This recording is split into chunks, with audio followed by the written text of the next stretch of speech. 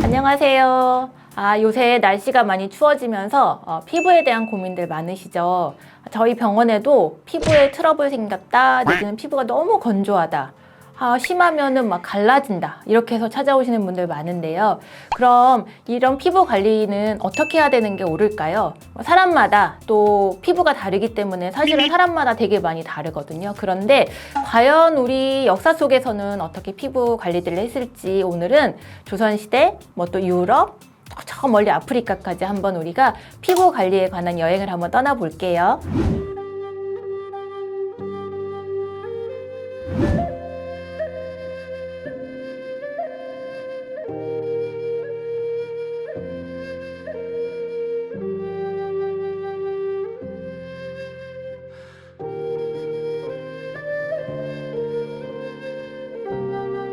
조선시대 피부관리법을 한번 알아보겠습니다.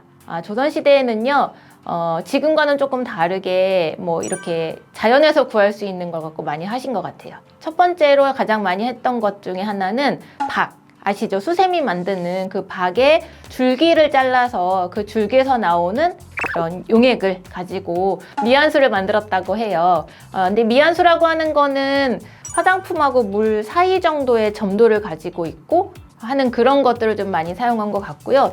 또 그 박에서 걷어낸 수세미 안에 있는 걸로는 약간 끈적끈적한 점액질이 나오기 때문에 그걸 통해서도 또 화장품을 만들었던 것 같고요. 또 많이 알려진 거는 그 연꽃 뿌리에서도 어떤 즙이나 내지는 어떤 수액 같은 거를 잡아서 만들었다고 해요.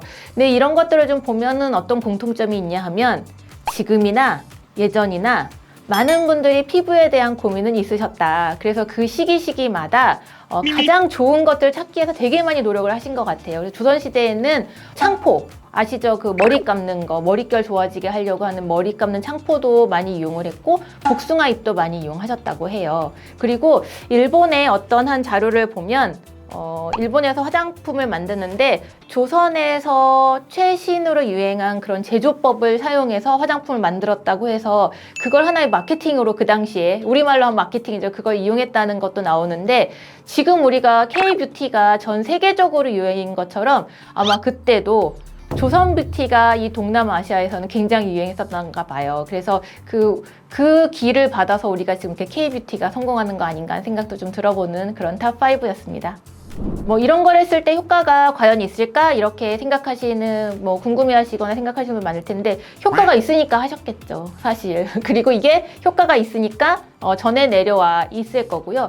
이거랑 비슷한 거를 보면, 이탈리아 어디 수도원에서 장미로 추출하는 그런 것들은 아직까지도 몇백 년을 통해서 계속해서 나와서 우리나라 무슨 홈쇼핑에도 굉장한 화장품이라고 해서 나오는 걸 보면 우리나라 그 조선시대에 썼던 이런 것도 분명히 효과가 있었기 때문에 아마 사용하지 않으셨을까 하는 생각이 드는데 단 하나, 그때의 영향으로 지금도 이런 거를 많이 하시는 분이 있는데 사람마다 피부에 따라서 효능은 다르기 때문에 뭐든지 좀 테스트를 하시고 써보시면 좋을 것 같긴 합니다.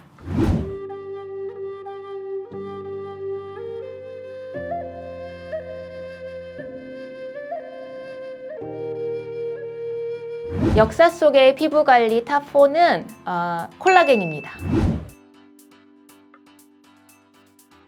그렇다면 콜라겐을 우리 그 선조들은 어떻게 섭취하셨을까요? 아니면 바르셨을까요? 이 내용은 동의보감에 나온다고 해요. 동의보감에 저는 이 얘기를 듣고 제가 제일 궁금한 건 돼지의 발을 몇 개를 먹어야 이런 효과가 있을까? 이런 생각을 하게 되었습니다. 콜라겐에 대해서 간단히 설명을 드리면 콜라겐은 단백질이에요. 근데 이 단백질은 어떤 역할을 하냐? 결합 조직이라고 하는데 뼈, 피부 안쪽, 치아, 근육 이런 것들에 이렇게 탄탄하게 쌓여지는 그런데 필요한 단백질인 거예요. 예를 들면 콜라겐이 하나 있고 콜라겐이 2, 콜라겐 3, 콜라겐 4 이렇게 콜라겐이 천천히 해서 이게 좀 쌓여져서 뭔가를 형태를 만든다 이렇게 생각하시면 조금 쉬우실 것 같아요. 그래서 콜라겐이 피부에서 빠져나간다 이런 의미는 탄력이 떨어진다 이렇게 보여질 수 있고요. 콜라겐이 채워진다 그럼 탄력이 좀 탄탄해진다 그리고 이 콜라겐이 그 피부 안에서 하는 역할 중에 하나는 수분 공급이거든요. 그래서 탄탄해지고 수분도 공급이 되고 이런 측면이 있기 때문에 피부에서 특히 노화에 관련한 피부에서 콜라겐은 굉장히 중요한 이슈 중에 하나입니다. 이거 비슷한 게 요새는 닭발이잖아요. 그래서 닭발이 막 엄청 유행을 했잖아요. 또 매운 것과 콜라겐의 이 콜라보. 이래서 지금 닭발이 엄청 유행인데, 그러다가 이제 족발에서 매운 족발 나오고 뭐 이런 흐름인데, 물론 그냥 다른 거보다는 족발이나 닭발이 콜라겐이 훨씬 많겠죠. 뭐 안주를 한다면 콜라겐이 있는 닭발이나 족발을 먹자, 뭐 이런 트렌드도 좀 있는 것 같아요. 그래야 약간 죄책감도 없잖아요. 근데 콜라겐은 생각보다는 종류가 굉장히 많거든요. 이것들을 과연 그 족발 가운데 내지는 닭발 가운데 우리가 분리해서 먹을 수 있는가? 뭐 이런 부분에 대해서는 조금 의문이 되긴 합니다. 저는 개인적으로는 콜라겐을 요새는 이제 족발이나 닭발 이런 거 말고 아예 콜라겐을 먹는 그 알약이나 마시는 액체로 나오는 경우도 있잖아요. 뭐 이런 부분도 있는데 또 하나는 직접 피부에 콜라겐을 넣어주는 것도 있는 것 같아요. 그래서 그냥 음식으로 먹는 거 아니면은 보조식품으로 먹는 거, 피부에 바로 넣는 거. 근데 저는 개인적으로는 이거는 사람마다 개인의 취향이에요. 개취여서 나는 이왕 먹을 거면은 뭐 족발이나 닭발 먹어서 콜라겐 먹겠다. 아니면 나는 귀찮아. 먹는 거는 별로 좋아하지 않아. 나는 보조제로 먹겠어. 나는 그거보다는 피부에 직접 넣는 걸 좋아해. 뭐 이런 거에 따라 조금 달라지는 측면이 있고, 저는 개인적으로 피부에 직접 넣는 걸 좋아하는 사람이어서 먹는 거보다는 뭐 이렇게 붙이는 거 내지는 뭐 이렇게 앰플 집어넣는 거 이런 걸 좀 선호하는 측면이 있는 것 같아요. 그래서 콜라겐이 피부에 꼭 필요한 거는 맞는데 과연 나는 어떤 걸 좋아할지 한번 생각해 보셨으면 좋겠습니다. 역사 속의 피부관리법 네 번째인 콜라겐은 사실은 피부에 굉장히 중요한 단백질이고, 피부에 그 콜라겐이 있음으로 인해서 탄력과 수분 이런 두 가지들을 같이 공급해주는 그런 분자이기 때문에 굉장히 중요하다 이렇게 생각하는데요. 과연 콜라겐을 어떻게 내 몸으로 가지고 올 것이냐, 족발을 먹을 것이냐, 닭발을 먹을 것이냐, 아니면 보조제를 먹을 것이냐, 아니면 뭘 붙일 것이냐, 이런 것들은 개인의 취향 내지는 개인의 피부 상태에 따라 달라질 거라고 생각합니다.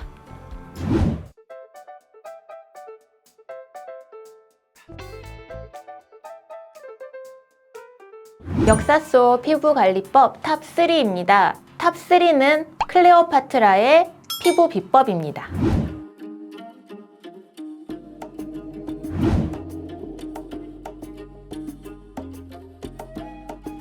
클레오파트라의 목욕법에 대해서 사람들이 많이 얘기를 하는데요. 그 첫 번째는 우유로 목욕했다는 이야기들을 가장 아마 많이 들으셨을 거예요. 클레오파트라가 왜 우유를 몸을 담갔을까요?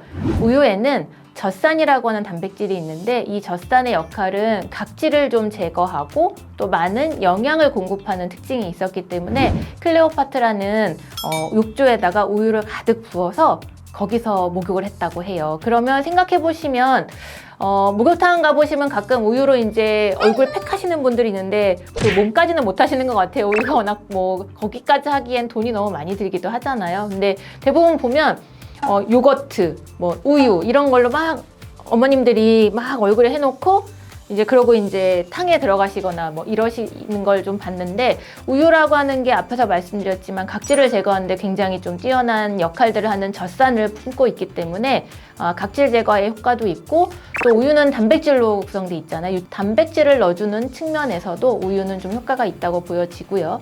두 번째는 클레오파트라가 맥주에다가 그 목욕을 했다는 이야기도 있거든요.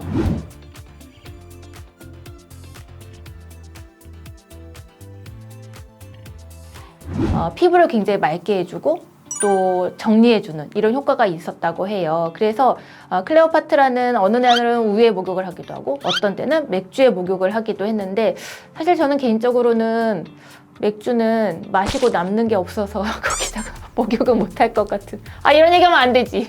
나는 정말 이해가 안 가. 지금도 맥주로 목욕하는 거는 조금 탕에다가 맥주 한 캔을 넣는 정도까지는 뭐 이해할 수 있지만, 이게 다 맥주다?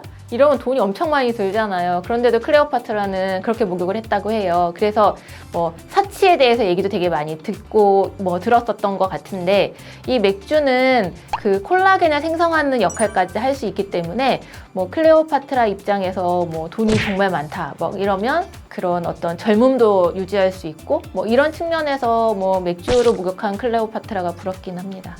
그리고 세 번째는 꿀인데, 꿀은 사실 어떤 면에서는 뭐 이렇게 영향을 준다 이거보다 이것도 있지만 염증을 가라앉히는데 굉장히 좀 효과가 있기는 해요. 그래서 뭐 어떤 부족에서는 상처가 나면 꿀을 발라줬다고 하고, 우리나라도 예전에 보면은 이제 약간 부잣집에서는 뭐 이렇게 하면은 꿀 발랐고 뭐 입술이 트면은 또 꿀을 발라줬다 뭐 이런 이야기도 있는데, 클레오파트라가 이 꿀을 전신에 바르면서 가졌던 그런 영양분들은 아마 굉장히 좀 효과가 크지 않았을까 싶은데, 개인적으로는 끈적끈적한 걸 좋아하지 않아서 저는 뭐 이런 건 하지 않을 생각입니다. 나는 정말 이해가 안 가. 그렇다면 궁금하신 게, 과연 우유나 맥주나 꿀을 먹는 것과 이렇게 목욕을 하거나 바르거나 하는 거에 어떤 차이가 있을까? 뭐 이렇게 궁금하실 분도 있는데, 먹는 건 사실 이게 소화기관으로 들어가기 때문에 이게 피부에 바로 간다? 뭐 이렇게는 잘 모르겠어요. 그리고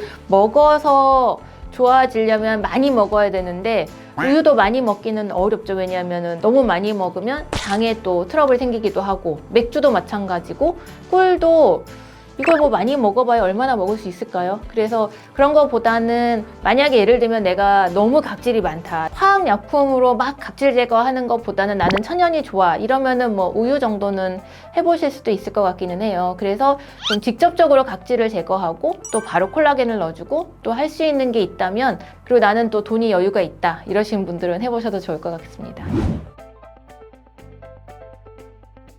역사 속의 피부관리법 탑2입니다. 탑2는 양귀비에 관한 이야기인데요.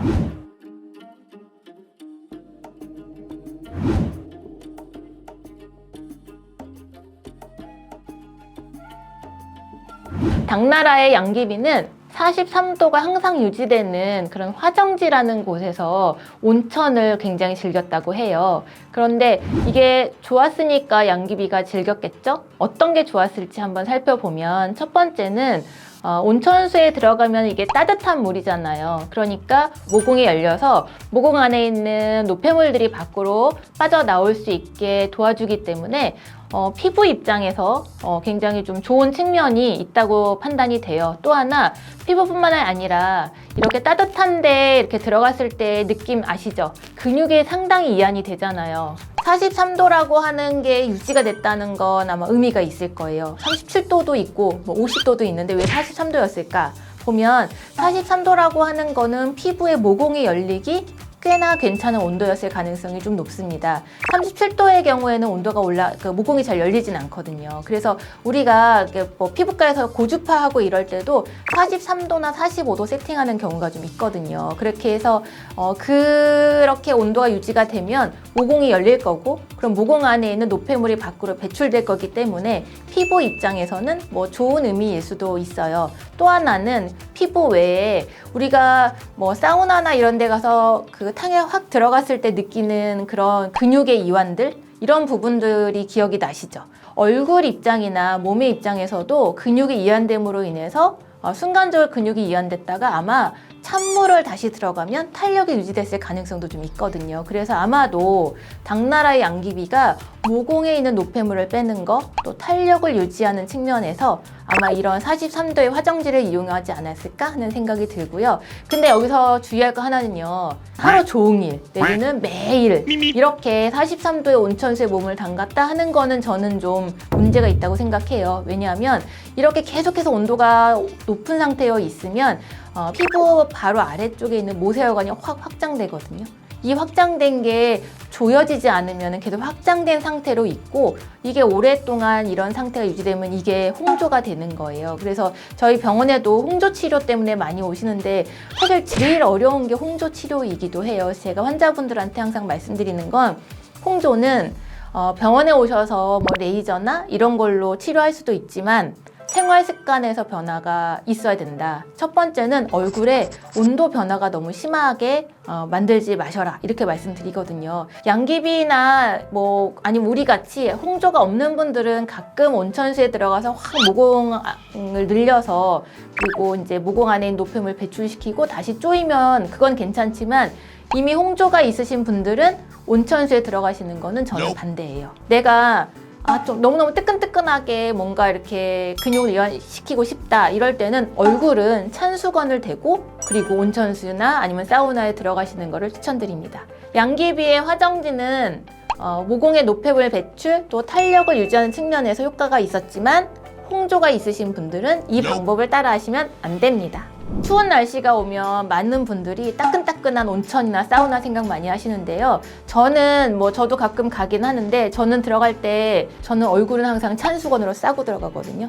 얼굴은 다른 몸에 비해서 굉장히 예민한 그런 모세혈관들을 가지고 있다고 보시면 돼요. 그래서 온천이나 사우나 이용하시지만 얼굴에는 온도 변화를 주지 않으셨으면 합니다. 역사 속의 피부관리법 탑 1은 바로 금입니다. 금은 앞에서 이제 말씀드린 그 두 분, 클레오파트라 그리고 양귀비 모두 금을 사용했다고 하는데요. 도대체 금이 뭐길래 이분들은 이 금을 통해서 젊음을 유지하려고 했는지 한번 알아보도록 할게요. 금은 원자번호 79번이에요.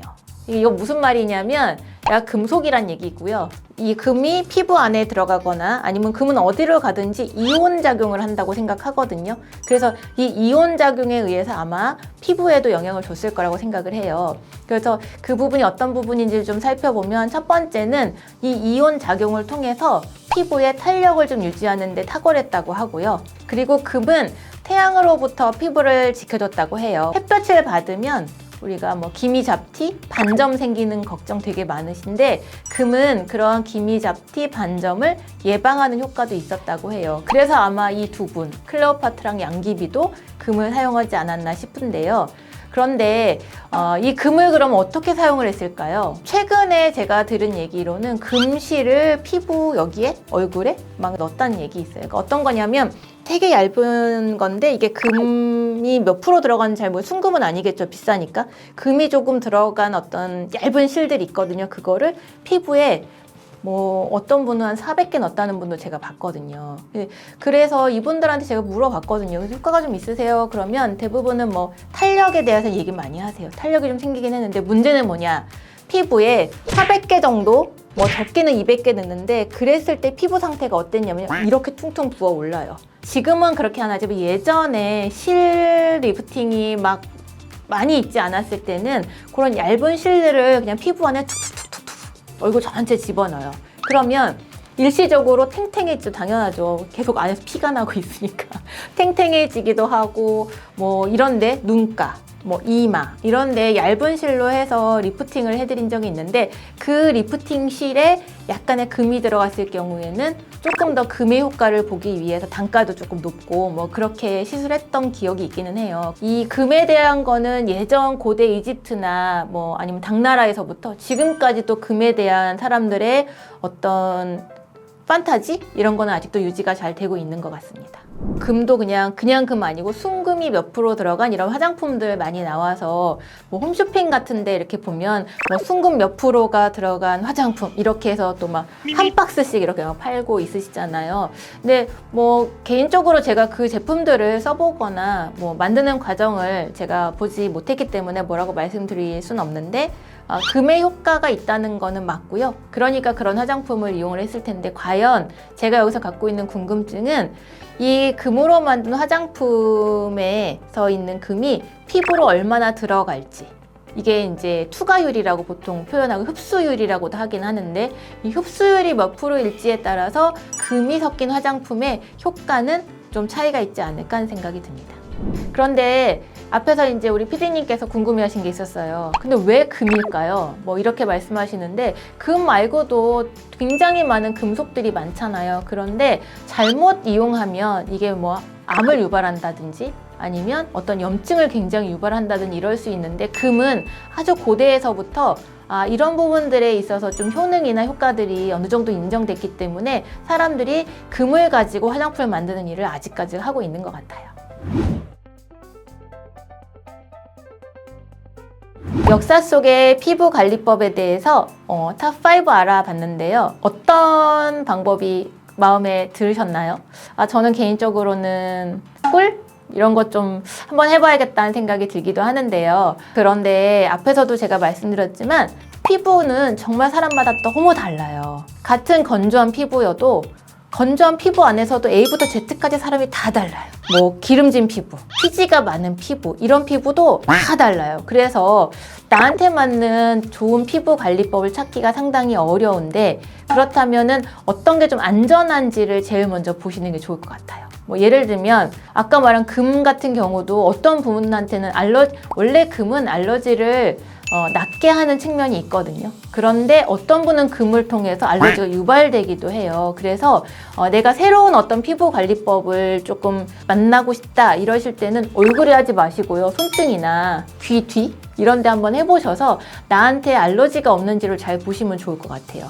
탑1, 탑2, 탑3, 탑4, 탑5 다 뭐 어떻게 보면은 나쁜 방법은 아닌데 이게 어떤 누군가에게는 독이 될 수 있다는 걸 꼭 기억하셔서 뭔가 새로운 걸 시도하실 때는 테스트 반드시 거치시고, 그리고 뒤에 보면은 제조 관련한 거 있잖아요. 뭐뭐 들어있는지 이런 거 좀 꼼꼼하게 찾아보시고, 그리고 나한테 맞는 피부 관리법을 좀 찾아보셨으면 좋겠고요. 이런 거 말고도 좀 이렇게 안전한 거 말고도 예전에는 뭐 방사선을 이용하는 그 라듐을 이용해가지고 뭐 하는 경우도 있고요. 뭘 잘못 이용해서 뭐 얼굴이 막 퍼렇게 되는 경우도 있고, 세상에 참 많은 사람들이 좋은 피부를 갖기 위해서 많은 시도를 했더라고요. 그런데 안전한지 꼭 확인하시고 효과적인지 꼭 확인하셨으면 좋겠습니다.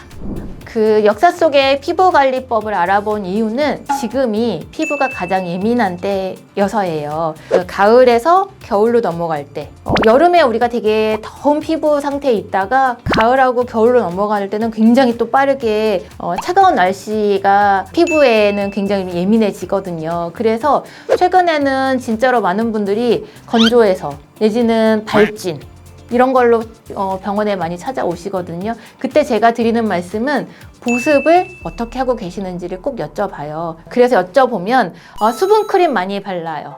내지는 영양크림 많이 발라요. 이렇게 말씀하시는데 수분크림하고 영양크림의 차이를 좀 찾아보시고, 저는 개인적으로는 수분크림 얇게 바르고 그 위에 영양크림 바르거든요. 왜냐하면 두 가지가 기능이 다르기 때문이에요. 이 기능이 다른 두 가지에 대해서는 다음 편에서 말씀드리도록 할게요.